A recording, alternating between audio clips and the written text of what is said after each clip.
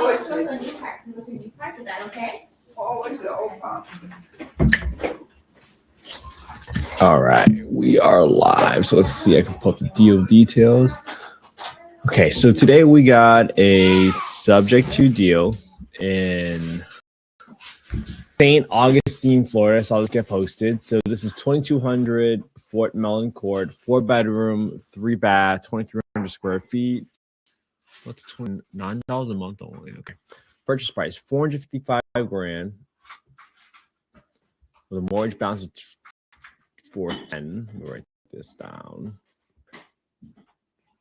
This way I'm trying to be a little bit more efficient with my time this morning, especially given it's a long weekend, right, everybody? 3.875%. Let's put this over so you guys can see it. Mortgage balance $410,000. 3.875% is the interest rate. Don't really care about when it started because all I care about is this number right here, $3,075. Entry fee is $45,000 plus closing costs and entry fees. So I'll put that 2.5%. They think LTR is $2,700 to $2,900. Does not cash flow, so you could have ruled it out there. But let's go ahead and see whether or not we can get better rent here. Just because there's a garage, sometimes you might get a little bit lucky. All right. So there's no secondary loans. I'm going to zero that out.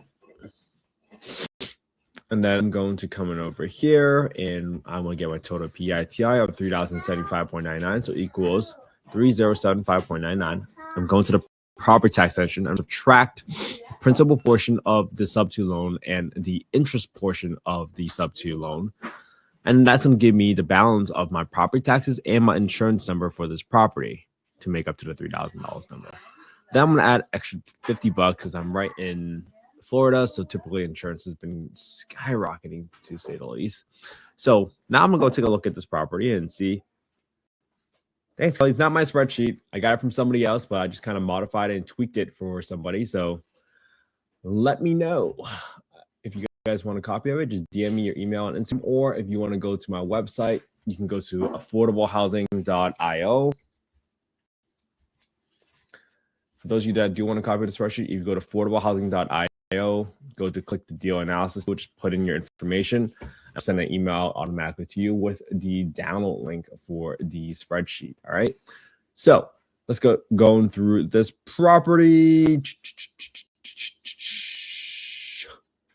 Looks pretty turnkey for the most part. I like that there's a 3-car garage almost, or 2-car garage, and that could easily be turned to additional bedrooms if you're smart about it. But we're only going to underwrite this deal as a 4-bedroom today. So the first thing I want to do, I want to get the county, and this is in St. Johns County. So when you go to HUD FMR, what we're going for is the rent ceiling on this property. So click on access to small area FMR, look up FY 2024 FMR, and once you come over here, you're going to Florida. And then you're going to go to St. Johns County. And this is going to give you the quote unquote rent ceiling, which usually includes utilities. Okay. Now, once you have your max rent by zip code 32092 by bedroom count, you're going to see that the rent ceiling here is $3,880. All right. Okay. That seems pretty high, right? That seems like a lot of spread. 3,880 and your PIT is. Your PITI was 3,050. So I'm going to put in these zip codes 32092. Now that I got the rents for both the 3-bed and the 4-bedrooms, I want to go ahead and look at the market rents. Okay. Now, when you go to the market rents, I usually go to affordablehousing.com, not .io. .io is my website. .com is the government site. You can go over here and you can plug in your address. When you plug in your address and you select the bedroom count here, 4-bed, you're going to be able to see the market rent for this number right here. And this is the most important number on here because it says for 25 units within a 0.62 mile radius, all these 25 units that are 4-bedroom, the average rent is $24.15. Okay, so this is where most people lose money, right? So if you assume that your rent was just going to be the $38.80, which is the rent ceiling, right? You would be grossly mistaken. You will be grossly overestimating the amount of rents you're going to get on the property. Why is that? Let me pull up the housing choice voucher. So this is the HCV little guidebook, and there's a test. It's called the rent reasonableness test. The rent reasonableness test, let's define it. In conducting rent reasonableness, the PHA, or the Public Housing Authority, must determine whether the rent to the owner is a reasonable rent in comparison to rent for other comparable unassisted units, which means you cannot charge more rent simply because they are a Section 8 voucher holder. And this is where most people will lose money, right? They'll come in here, they'll look at FMR. And sometimes people post this as well. They'll be like, okay, FMR is $38.80. Your PITI is $3,075. So you're making almost $800 of cash flow. That would be wrong. Because when you look at the market rent here, right, what do we see? We saw that for 25 units within a 0.62 mile radius, the average rent for a 4-bedroom was $24.15. So unless you can make the case, whether it's amenities or square footage, or you call up the local housing authority and ask them, like, hey, how much rent can I get for this place? And they're going to say, oh, you can get X and X, X. Or they'll say, like, hey, you can't charge more rent than what the market determines to be fair. Unless, but you're really looking for the but. Like, what do they care about that really matters the most? And every locality might be a little bit different. But in general, the location, the quality, the size, the unit type, single family home versus condo is going to be a major driving factor for the rent you're able to charge your home. And that's something I really wanted to hammer home with everybody today, because the rent reasonableness is going to be very, very important for you to understand. All right. Okay, so now that we got all this deal, let's go ahead and plug in the numbers and see whether or not this is even worth our time to investigate further. So on this property, if I use the market rent, I'm going to use $24.15. So let's look at the $2,500. Let's see what does that take. So we got $455,000. I'm going to assume this is relatively turnkey, so I'm just putting about $2,500 on the side just to do care of some minor renovations, because it does look really, really turnkey when I looked at it. Don't need to do much. $2,500 in rent, principal, interest, property taxes were already calculated. I got 10% set aside for my maintenance, my war chest, because guess what? 10% of your rents every single month does not belong to you. Why is that? It doesn't belong to you because, look, your roof needs to get replaced at some point. You might have to do some maintenance on the lawn. Your toilet might get clogged every once in a while. Your HVAC might go down. Your roof might get replaced in 10, 15, 20 years. Who knows? But that money doesn't belong to you. Don't set aside that money today in a separate bank account. Then you're going to get a really big repair item. And then that might just wipe out all of your cash flow that you might have made in the last 1, 2, 5, 10 years even. Okay. All right. Next thing I want to do is I want to set aside some money for property management. I always set aside at least 8%. That's usually the lowest I've ever been quoted. Usually I've seen it from 10 or 12%. So that's something that you have to find out for your specific market. And then I set aside 5% for vacancies. So someone's always going to move out of your home no matter what. Even if they stay for 10, 15, 20 years, when they move out, you also have to turn over the unit. So you got to set aside some money.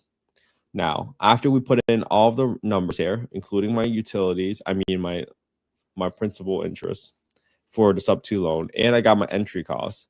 Now, all of a sudden, I have a negative $1,200 cash flow a month. So if you assume that you got $2,500 in rent, renting a 4-bedroom, you would be negative $1,201 on this property, which results in a negative 24.5% return. And that's that's assuming a purchase price of $450,000 with a $2,400 rehab. And that's how you can go through it. Now, if you remember from our lives from a couple of days ago, what we did was we went through the analysis of an on-market property. And we talked through exactly what we had to do in order to decide what we can offer on this property. So this is an example, right? Depending on the type of deal. So for an on-market deal, you might say, well, I can just adjust up and down the purchase price. Just say we had a question on whether or not we can actually negotiate a different purchase price. If you were direct to the seller or the agent, you might be able to do that. But if this sounds like this property has already been locked up, so they've already negotiated terms to even get to this stage for the subject to finance deal or to create a finance deal. So chances are of you renegotiating, that's going to be a lot lower versus if it was an on the market party where you say, hey, right now it's being listed for 125, but it's going to get me the return I want. If I'm going to get $1,200 for override on this property and my target was 10%, well, I'd be willing to offer 83. And that's how you adjust up and downwards the levers that you can pull to decide, hey, what price and what set of terms will make this a deal for us if we were to buy this property. And now, again, this is not investment advice. I'm not soliciting any investments at all. I'm simply showing you all the work that I'm doing every single day. And again, for those of you that want a copy of the spreadsheet, you guys can just go to affordablehousing.io.